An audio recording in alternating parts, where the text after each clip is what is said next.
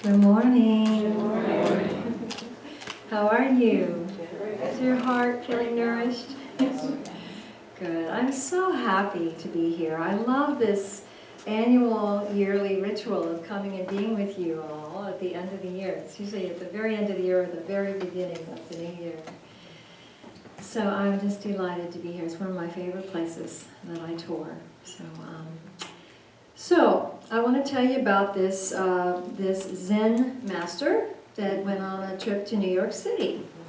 He was excited about seeing New York City, and there he was, and he started feeling this craving for a soy dog. Now, first of all, Zen masters are not supposed to crave anything, but he had heard that, it was a vegetarian city and he could find a soy dog stand. So he found this vendor that had soy dogs, and he said, "Make me one with everything." So the vendor smiled and made him one with the works and handed him a soy dog. And the Zen master handed him a $20 bill, which he probably put in a little money box and shut the lid and locked it. And the Zen master said, "Excuse me, how about my change?" And the vendor said with a sly smile, "Change must come from within."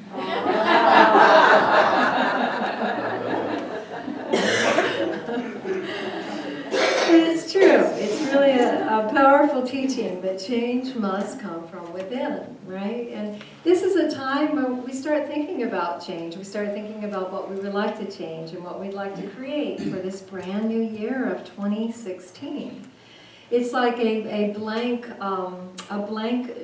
book that we can write whatever we want to write in, right? We can choose to create whatever we want to create for this new year. I would imagine that most of us, if not all of us, would like to create and experience more love and more joy. Anybody like to? Anybody have enough? You can hardly stand it. I love this. I love this love and joy. It's like so perfect for my talk. Thank you for decorating to go with my talk today. But there's a wonderful quote I love from Eckhart Tolle, and it's not in his book, it's in an interview that I read by his that I just love. But he says, "Love and joy are inseparable from your natural state of inner connectedness with being." I'm going to read that again because it says so much. Love and joy are inseparable from your natural state of inner connectedness with being. So in other words, love and joy are our natural state. And when we feel connected within, with being, with the great being, the great source, that I am, when we feel connected to that, it's natural to feel overflowing love and joy, okay? This love and joy is our true nature, and it comes from within, and it comes from our deep remembered connection with Spirit, or Source, or God, or Being, whatever your word for it is. But people come to my workshops, they come to my retreats, and I hear this again and again. They tell me that there was a time when they really felt their connection. They felt on fire with Spirit, or they had a spiritual awakening. And they really directly felt their oneness, and it was profound, and they felt it for some time, and then they lost it. And, I work with a lot of spiritual teachers, and I see a lot of people there for this very reason. They feel like they lost it. They lost that connection. But the good news that I am here to share with you today, and the one thing that I really want you to remember, if nothing else from this talk, is that this cannot be lost. The essence of who we are can never be lost. It can never be lost. We cannot lose our true nature, that is love and joy, but it can be obscured. It can be obscured by the mind, okay? But not destroyed and never lost, never permanently lost. It's just like when the sky is completely overcast. The sun didn't disappear. The sun is still there. The sun is there, but it's behind the clouds, right? It's behind the clouds. It's just blocked by the clouds. Okay. Okay, it's on the other side of the clouds. So I would like to suggest that the number one resolution for this new year of 2016 be to live in a way that we get in touch with and we stay in touch with the love and joy that is our true nature. And that we identify what blocks the love and joy. Okay, this is key. This is our spiritual evolution. Identifying what blocks the love and joy and dissolving those clouds. Dissolving those clouds within so that the radiant light that we are, that is the truth of every one of us, can shine brightly. Okay? When I reflect on my life, and I always do it this time of year, I really think about what mattered most in the past year. And it's always, what had most meaning are the moments that I felt love. They're the moments I felt love, and they're the moments I felt heart connection. That's why I love my job. And one of the moments that came to mind was the last time I was here, and I worked with Duchess. I think it was in the spring sometime. And I actually was so glad I wasn't going to give the talk that day, and I got to see her and work with her, and there was so much harmony. Do you guys remember that? I think some of you are here. That was a beautiful Sunday, and this is another moment. This is another moment when I get to really have a meaningful connection, and really, sometimes you can feel so much love between two people, you don't even know their names. You know, there's no history. You don't need any of that. You can just connect heart to heart. And that is definitely what gives my life meaning. And it's what makes me feel on purpose. And it's the richness of my life. I had a spiritual awakening back in 1991. Some of you in retreat with me have heard me talk more about it. It's very personal. But what I can say, the short version, is that my mind completely dissolved into this utter infinite stillness. And I just melted into vast being that was infinite, and I felt this incredibly tremendous amount of love, and realized that is the truth of who I am and what I am. And the peace and the bliss of this freedom, the freedom from being limited by body identity and feeling yourself as vast all that isness. But what stayed with me from that experience most of all was the amount of love that there is, and it is that love that brought everything into being. How could it not be love that brought flowers into being, or blowfish, or whales, or mountains, or rivers? It is love that brought you and I into being, and that's our true nature.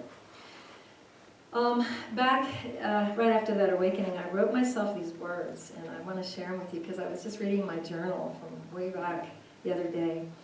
Do not desire extraordinary power. Desire to simply love. The power in your love is beyond your greatest imagining. The power in your love is the greatest power that there is. It's an amazing time to be on this planet. And if you watch the news, you might think that all is chaos and all is darkness, because that's what sells news. But there is so much more happening. There are people waking up. They come to Mount Shasta. I live in Mount Shasta. And right now it is a winter wonderland. It's supposed to snow tonight, so I'm gonna leave and head home. But yeah, the people come there in the summertime from all over the world, and I sing for these groups from everywhere: Israel and the Netherlands and China and Japan. And last summer, I couldn't believe all the different cultures I got to interface with and see these people waking up from all over the place. And it's so inspiring, and it's the perfect antithesis to the news, is to see these people from around the world awakening. You really feel the interconnectedness. And another way, I love that your focus has been on oneness. We are one, and we are one. And a way you can think about oneness is, it's like we're all one body, and like your toe doesn't say, the cells in your toe don't say, I'm not cooperating with those cells in my heel, because they believe in a different religion, right? What would happen in your body if they decided the cells didn't cooperate? It wouldn't work very well. So it's a beautiful way to think about the world as this one conscious being. We're all cells of this one being.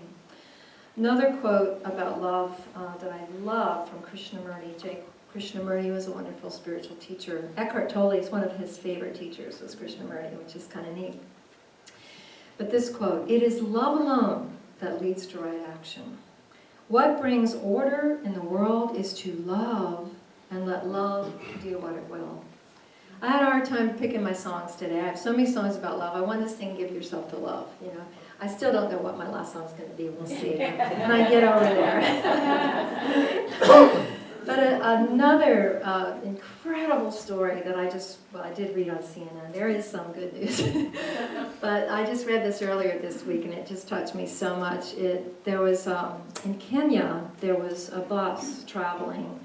Mostly women were on the bus traveling through a really dangerous part of Kenya, and they had a police escort car following them, and that car broke down. And they just kept going because it was very unsafe to stay in this area. But these terrorists came, and they were shooting the outside of the bus and made the bus stop, and they got on the bus, and they said, all right, you know, all the Christians and Muslims separate, because they were going to execute the Christians. But the Muslim women, before they got on the bus, gave them their hijabs and hid them and insisted on huddling together with them. And when they got on, they said, we're all Muslims. You either kill us all or leave us be, because we're all Muslims. And they left. They got off the bus and left. And I mean, I've got chills right now, because isn't that what love would do? That's what love would do. And I mean, it's taking a big risk, because those Muslims could have just saved themselves, right? But they saved all the Christians, and they saved each other, and it's just so incredibly beautiful. And love is greater than fear. That's the thing. And we need to let love be greater than fear. And I know, sometimes when there's these reports of mass shootings and there's this terrorism, it really can bring up our fear. And we do have some politicians that are stoking that fear. And man, it takes a lot of patience to embrace all of humanity. Thank God we have eternity for revolution, right?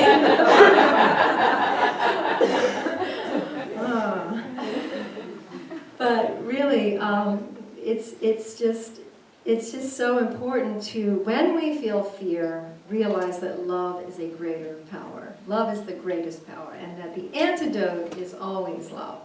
And sometimes it's tough love, but it's always love. The Dalai Lama, he says our basic human nature is gentleness. I love that. He says our basic human nature is loving and kind. And he says that we're a social animal.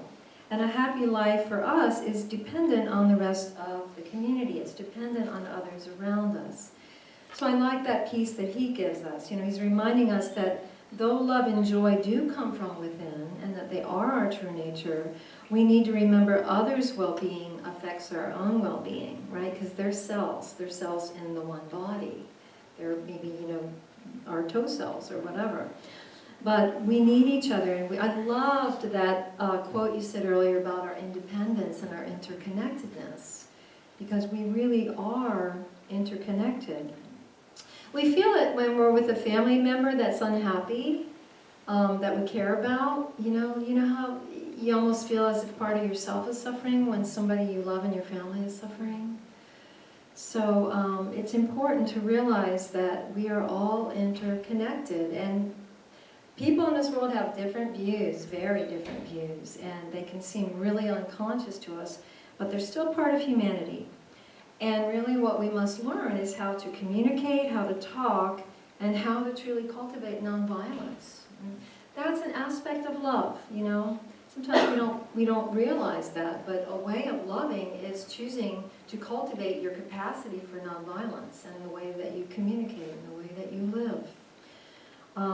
The Dalai Lama said that nonviolence is strength, and that violence is a sign of weakness, and that violence is a sign of desperate reaction. Okay? So, and usually violence comes from a place of fear and ignorance, doesn't it? It's fueled by fear and ignorance. So we're all interdependent. We need each other. I was really inspired by the Paris climate talks because hundreds of countries came together from around the world to help the world, to take care of our Mother Earth. I thought, wow, that's profound. That has never happened in the history of our planet, that people from countries all over the world get together and they agree on something and they're going to work together on something. That's inspiring. So it's going to be, it's going to be a lot of work and it's going to be a long haul, but that is really inspiring. The other thing I love the Dalai Lama says is that war and fighting is outdated, that it really needs to become obsolete. This planet's too small, isn't it? I mean, we don't have time for war. We need to work together, and we can. So, so I really am seeing this need for fear to be exposed. And I think, in a way, what's happening, it is exposing fear. We're feeling it, aren't we? And it needs to have a light shone on it. And we need to remember the truth of love. We need to remember the truth of love and that it is a greater power. When fear arises, we can observe it without reacting from it. That's the key. That's the key. And fear is really one of the big clouds that obscures the sun or the radiance within us. And so I'd like to read a list of 12 things. I really, really put some thought into this week, like 12 things that really help us dissolve the clouds when the clouds are obscuring the radiance within us. 12 things that help me tremendously. So I want to share them with you. And it's kind of neat that it's 12 things. It's like one for each month of this new year. So let me read you my list. First one, number 1, be still, turn off the gadgets, unplug from the internet, and sit in a peaceful place. That's a big one. People are getting kind of addicted. Have you noticed? To the gadgets? It's like you travel somewhere and you don't take your computer or your iPhone, and are you going to be okay? Can you handle it for a day or two? I give retreats and I find retreat centers without Wi-Fi for this purpose, so that people can detox from the internet. Number 2, learn to identify, feel, and release difficult emotions. In other words, grow your emotional maturity. I do workshops on this too because I think it's so important. I think part of the expressing of violence in society is they do not have emotional maturity, right? They don't know how to take care of anger. So very important to grow our emotional maturity. There's some great books on it. Third thing, spend time in nature. That's why I live in Mount Shasta. It's not for the culture. Okay.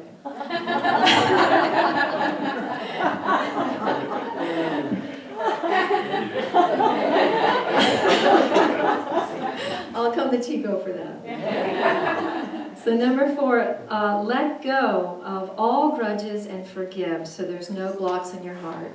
I really have to do that because of what I do. This is my life. This is what I do. This is my work. I could not do this sincerely if I had blocks in my heart, if I held anyone out of my heart. So I work to not have anyone out of my heart. And it's work. You have to really practice your spirituality. Number 5, learn to communicate what you feel effectively with nonviolence. That's kind of part of emotional maturity. Number 6, practice being less judgmental with yourself and others. That critical mind, I talked about that when I talked about the untethered soul last time I was speaking here, about the voice in your head that has an opinion about everything.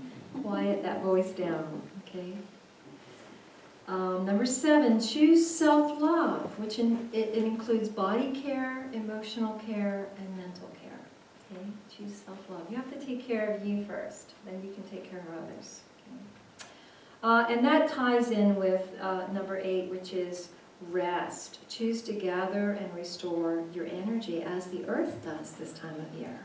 It's really doing that in Mount Shasta. We've got 2 feet of snow outside my window, and all the buds are like this. They're all just sitting there waiting and restoring and kind of just regenerating themselves, and they'll be ready in the spring. So we have to rest. The earth is a great teacher. Thank you for that beautiful meditation. Number 9, reflect upon how you can use your talents and gifts to make the world a more kind and loving place. In other words, love, serve, and remember. Very important. And it is as we give, we receive. Number 10, learn to hold on to everything more lightly, which in Buddhism would be called practice non-attachment. So really, this is the one thing I'm noticing in myself where I've made progress, especially, is I am just feeling a lot less attached to everything, and I'm so grateful. It's like, isn't it neat how you finally see you've made progress? You put in all this time, all these years, and all of a sudden, wow, you're more free. So hold on more lightly to your dreams, your desires, your relationships, your expectations, your body, all the things you identify with. Hold lightly, okay? And that ties in with number 11, practice letting go more easily. I have a lot of songs about letting go, just that really helps. And then lastly, take action if you've been unhappy for some time. This was an interesting suggestion by Eckhart Tolle in this same interview I read. It's not in his books, and I thought, that's really interesting. And then he goes on to say, because he explains that, any action is often better than no action, especially if you've been stuck in an unhappy situation for a long time. If it's a mistake, at least you learn something, in which case it's no longer a mistake. If you remain stuck, you learn nothing.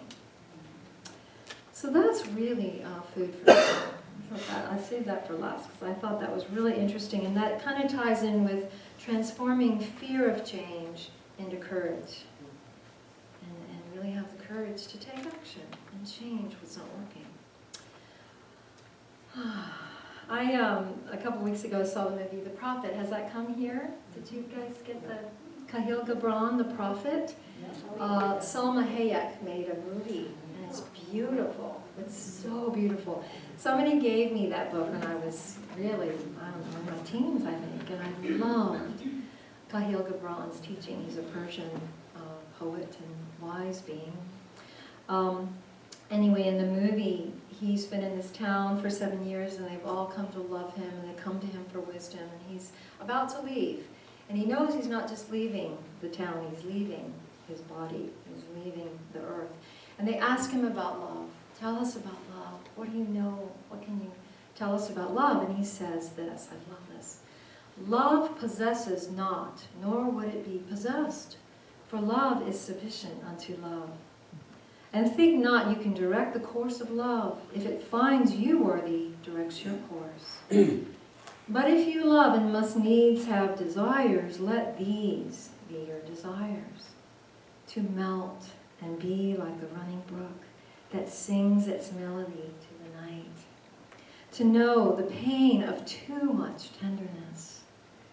To be wounded by your own understanding of love and to bleed willfully and joyfully.